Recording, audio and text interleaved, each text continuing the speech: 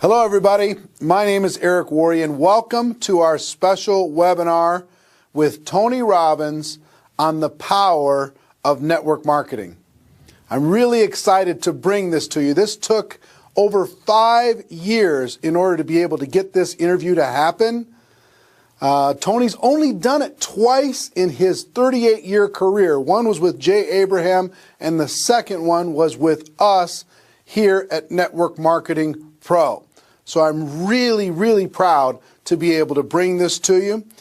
Tony is going to be speaking at our GoPro Recruiting Mastery event, October 14th through the 17th here in Las Vegas. Our sold out event, 8,000 people are going to be coming from all over the world to this event. And in this webinar, you're going to hear an extended interview from him on the power of network marketing. But let me tell you what else you can expect over the course of this webinar. The second person you're going to hear from is Robert Kiyosaki, Rich Dad, Poor Dad author, 33 million books sold around the world.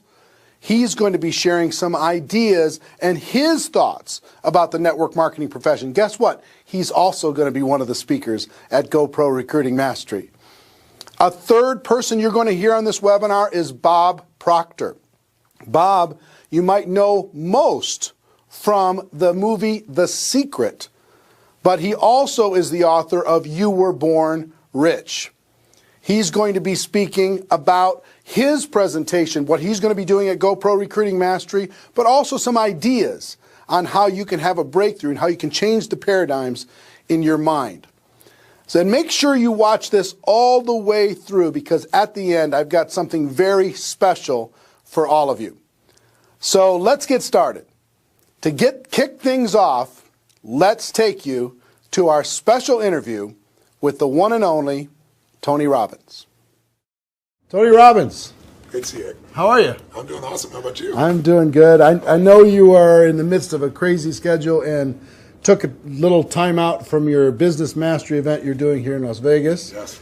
Congratulations on what you do with that. I have so many friends that have raved about that program for years. I'm really pleased with it. Yeah, but thank you for taking the time. I know you've got a lot of stuff going on, and our audience here inside of the network marketing space, yes, they're passionate about becoming professionals inside of the space, taking their skills to another level.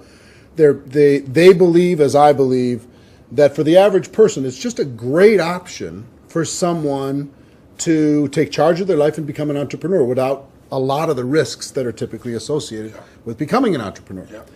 You've been around a long time. You've seen a lot of different things. What are your thoughts about network marketing in general? And what is your thoughts about the decision that people can make to become entrepreneurs using it? Well, it's interesting. I'm doing this program right now, and I got a room, of a couple thousand people from 44 countries. They're all business owners. Some of them are businesses that are approaching $1 billion. Some of them haven't even started yet, right? They're just picking their business. So it's really variety. And one of my goals in that event is to actually get people to not go in business. And the reason it sounds horrible is someone spends $10,000 to come to an event. I told them up front, some of you are not made for this because to run a business requires a certain natural capacity, a nature, if you would, besides skills that you learn. And it's the ability to handle risk. It's the ability to handle stress. It's the ability to do a lot of different things. And you have to be able to manage finance. So most people, they have some of those skills. And that's why every year, 50% of businesses that start are out of business. You look at over any 5-year period of time, 80% are out of business, and over a 10-year period of time, only 4% make it. Now, make it, Eric, doesn't mean that they're making any money, right? That just means they're still standing. 96% fail, and after 10 years, you're set, right? No. Look at Lehman Brothers, right? Around for a century. They did combined $1 trillion in revenue over that century, and they're gone. So the world, technology changes, products and services changes, it's so competitive. So to really be successful, it's a really unique situation. What's beautiful about network marketing is you get all the benefits of being an owner, but you don't have to be worrying about supply chain. You don't have to be worried about accounting, especially in the world we're in today. Network marketing used to be a little bit more different, but today with technology, you can know what's happening in real time. The companies have already set up the software. They know what happens. So it's really picking the right company. And there's a lot of great companies in that area. And it's really realizing that you're really a value creator. If you can go out and add value to other people's lives, if you can just introduce people to a product or a service that a company you represent that truly is extraordinary, some products and services can't just be thrown up on Amazon. They need the story to be told. And if you found a product or service of that nature and you got a company that has a generous schedule of being able to reward you, and then you begin to get leverage where it's not just you, where you've multiplied your efforts to other people, then you get all the benefits of being a business owner without all the headaches and without the same level of risk. And so I think network marketing is amazing. Now, network marketing has a mixed reputation, and we all know that, right, in the marketplace. And, anybody goes out there, what are you doing? That's why you got to own yourself as a professional. I think that's why I'm supportive of what you do, because you're not just pumping people up, you're giving people real skill sets to be a pro. If you're a dabbler in anything, you're not going to succeed. So I don't think you should have the delusion that network marketing is the way to get rich if you're just going to try it. This is something you got to commit to and say, this is my profession. I'm going to be better than anybody else in this area. I'm going to get the skills and the ability, and I'm going to hone my talents, and I'm going to build my teams, and I'm going to constantly get better. But I don't have to take the risks of starting a business traditionally, and I don't have to be good at all those things that make it so hard for the vast majority of humans never to be able to succeed. And again, in this business, you don't have to wait to start making money.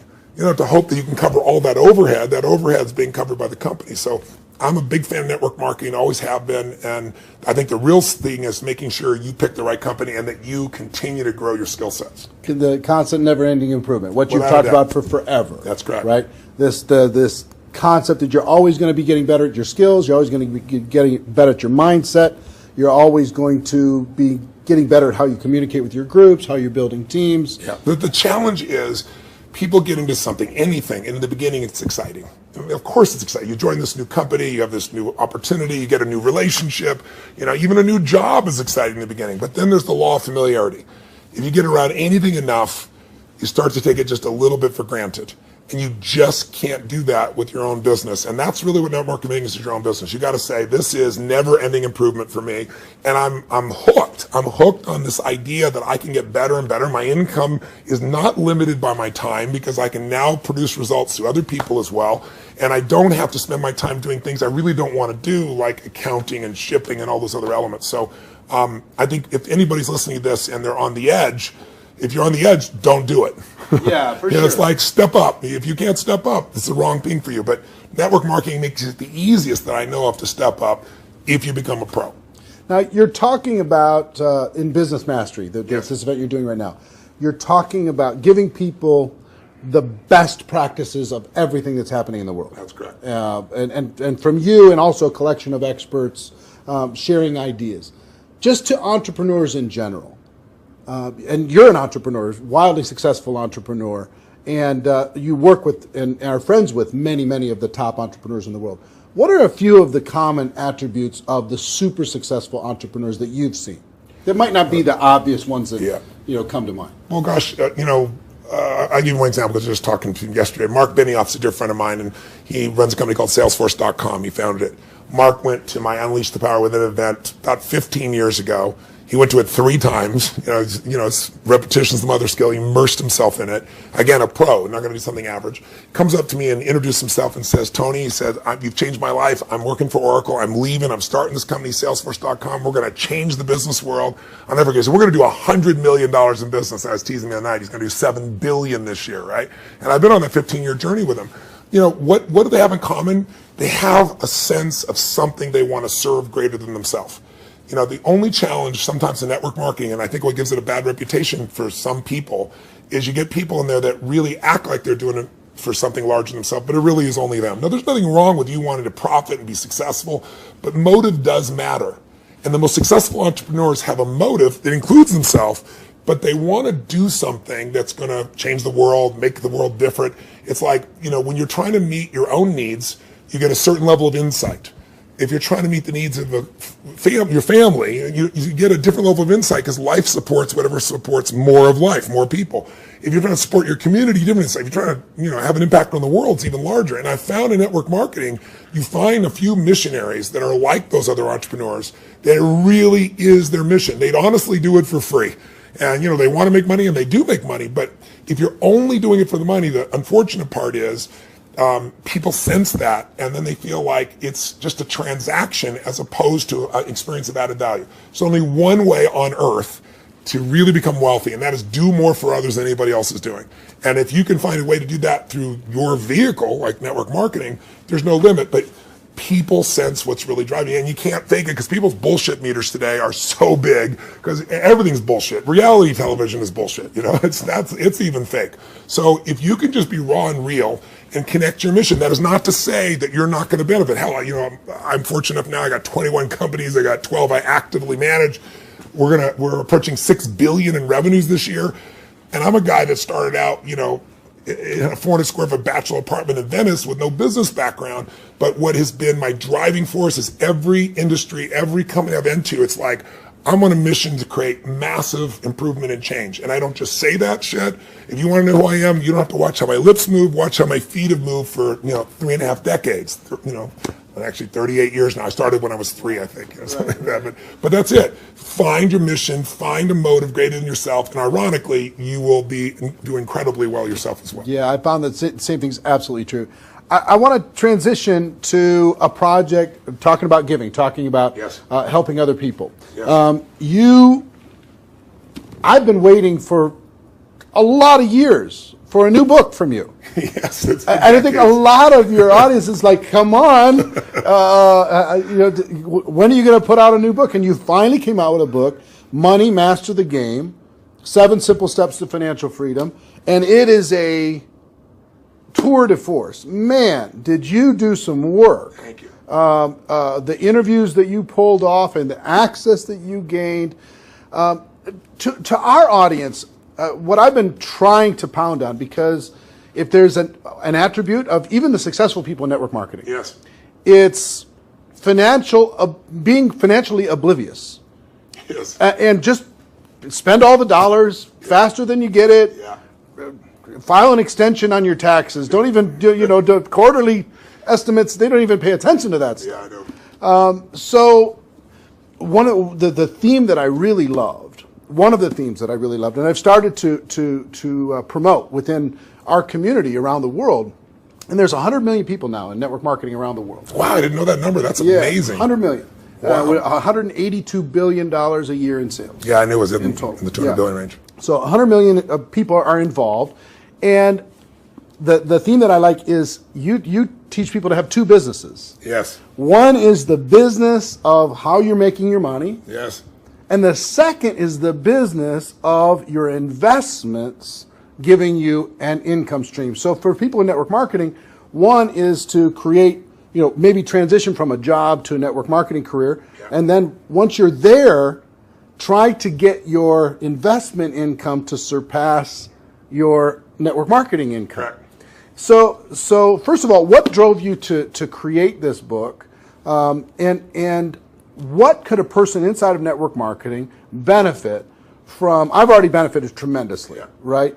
Because I came out of that world, right? You know, it's just you're pedaling as fast as you can, and sometimes you're just focused on growing the group, and you forget about the dollars.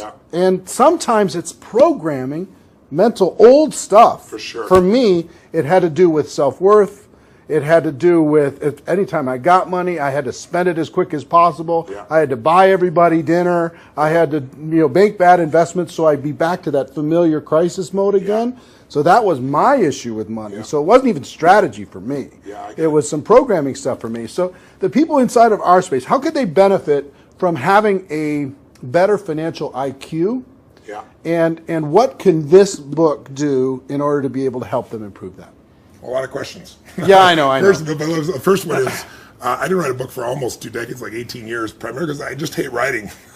I love the live event. I love the spontaneity of in the moment, come up with a solution and show people. And then I've had a few day jobs because, you know, last year I was on a plane or on stage every 4 days.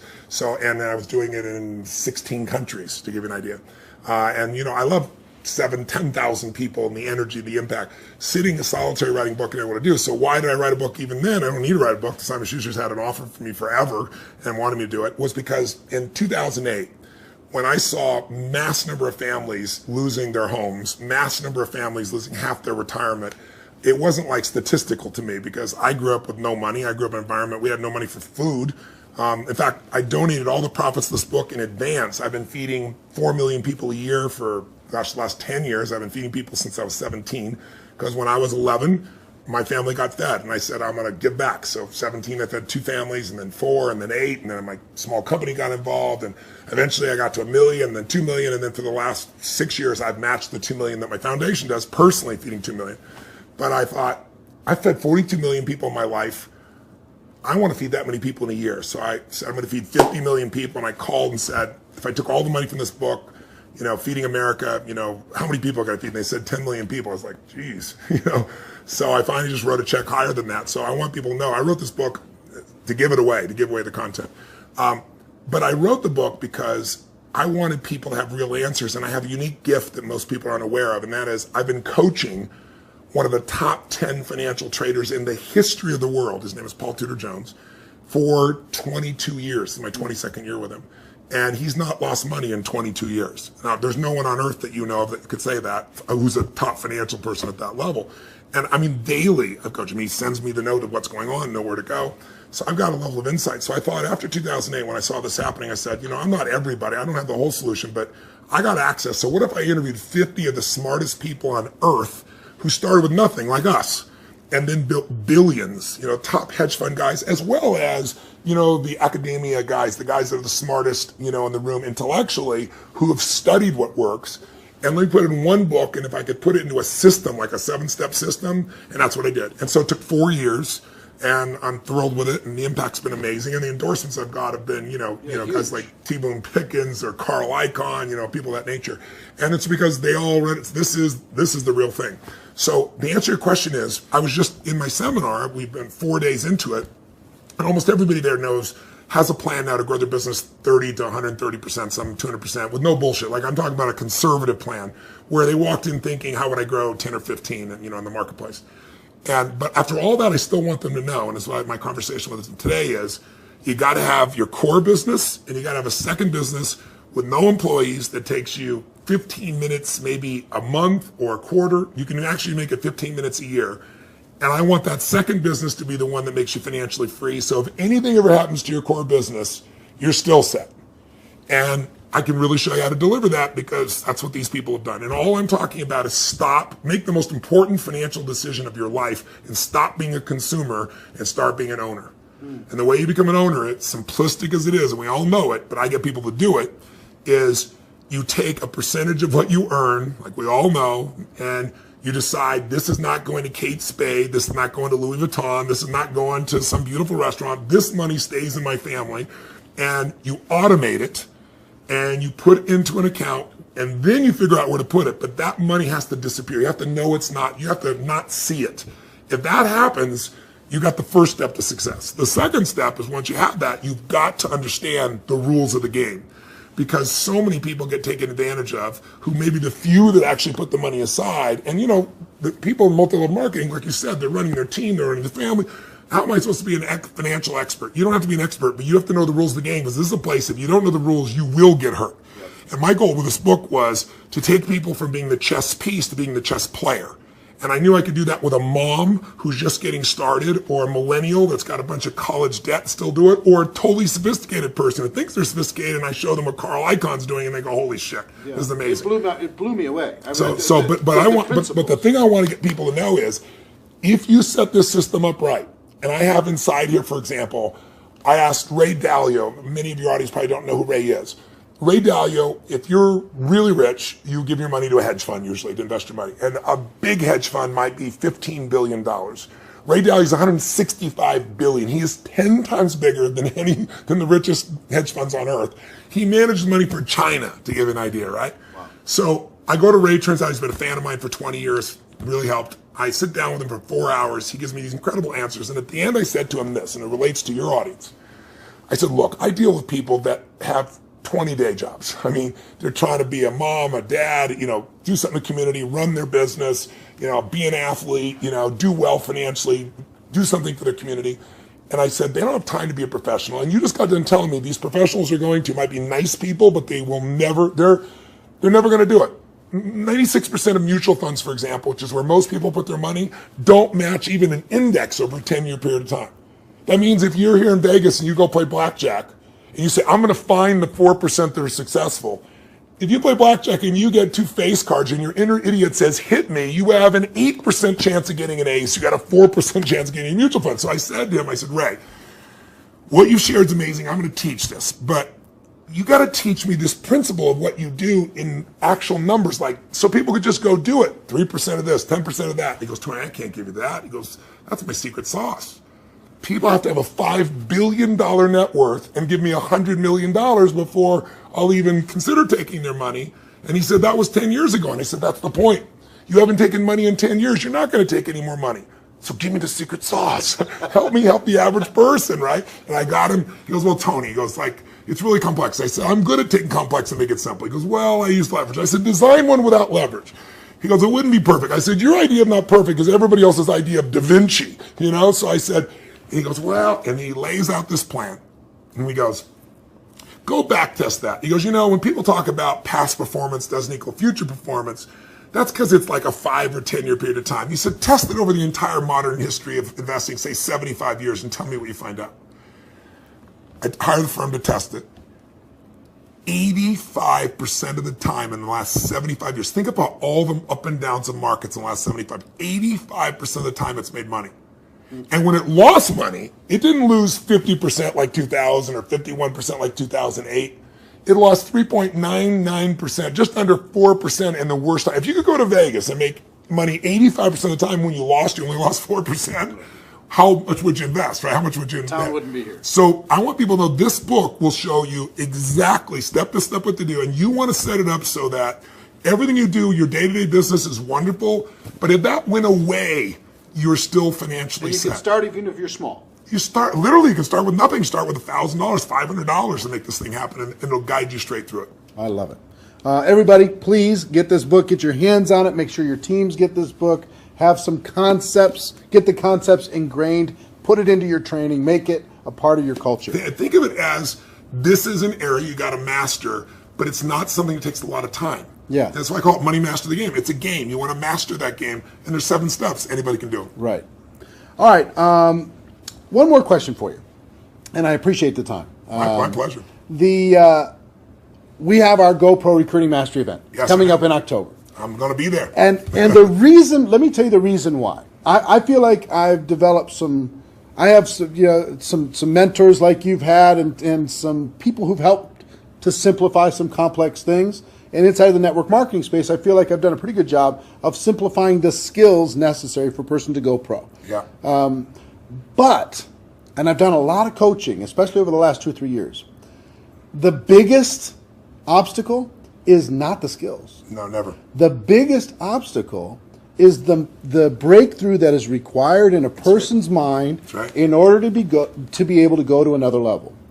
Now, you're a busy guy and you're not cheap to bring in, but we did it, and the reason why we did it is we wanted you to come in and spend an entire evening with this group, the people who are there and people watching on live stream, to be able to help each of them have a breakthrough, an emotional, a spiritual, a total transformation in their mind and their business. Yeah. What are you going to be sharing with people? What can they expect to learn? What kind of results can they expect to achieve as they leave there? What are you going to be bringing? Well, I've been obsessed for 38 years with that one word, breakthrough. I'm not interested in change. People change all the time. They make a lateral change. They go from, overeating to smoking. They go from one bad relationship of one way to another one. I'm interested in a breakthrough. A breakthrough is a moment in time when everything changes, and it changes for the best.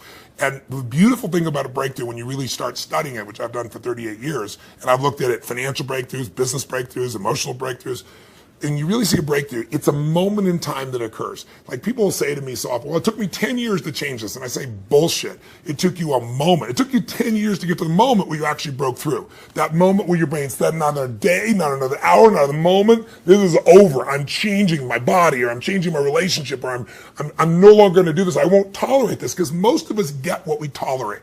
And we don't realize that there's that point. And I'd be willing to bet every one of the people listening or watching here has had breakthrough moments where you struggle with something for a long time and promised yourself you're going to do it or change it or, and then you didn't do it, and then maybe finally something happened that pushed you over the edge. So I've been obsessed with finding what pushes people over the edge, and then more importantly, what sustains the breakthrough, right? And when it comes to business, that's what they have, business ownership. I can tell you beyond a shadow of a doubt that the chokehold on the growth of any person who's watching or listening, anybody in network marketing, any business owner, the chokehold always is the psychology and skills of the owner or the leader. Always. You will never grow your business past your own development.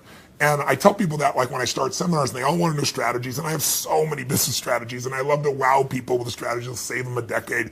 But I don't do that. The first day of everything I do is pure psychology, because I give you 10 strategies, and how many people have shown you a strategy, the answer's right there, and people still don't follow through.